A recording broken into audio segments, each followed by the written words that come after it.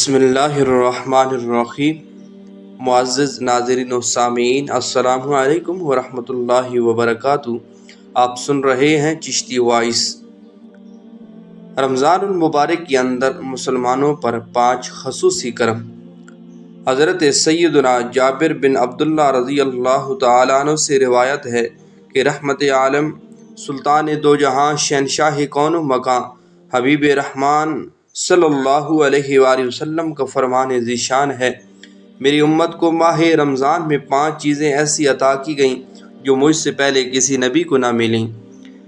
Number 1، جب رمضان المبارک کی پہلی رات ہوتی ہے تو اللہ عز و جل ان کی طرف رحمت کی نظر فرماتا ہے، اور جس کی طرف اللہ عز و جل نظر رحمت فرمائے اسے کبھی عذاب نہ دے گا۔ نمبر 2، شام کے وقت ان کے منہ کی بو جو بھوک کی وجہ سے ہوتی ہے اللہ کے نزدیک مشک کی خوشبو سے زیادہ بہتر ہے۔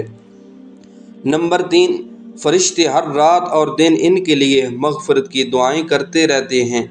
نمبر 4، اللہ تعالی جنت کو حکم فرماتا ہے، میرے نیک بندوں کے لیے مزین یعنی آراستہ ہو جا، ان قریب وہ دنیا کی مشقت سے میرے گھر اور کرم میں راحت پائیں گے۔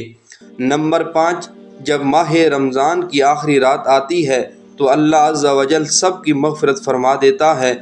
قوم میں سے ایک شخص نے کھڑے ہو کر عرض کی، یا رسول اللہ صلی اللہ علیہ وآلہ وسلم، کیا یہ لیلۃ القدر ہے؟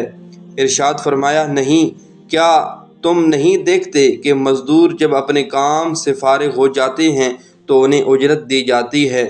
اللہ رب العزت کی ذات ماہ رمضان المبارک سے فائدہ حاصل کرنے کی توفیق عطا فرمائے۔ جزاک اللہ۔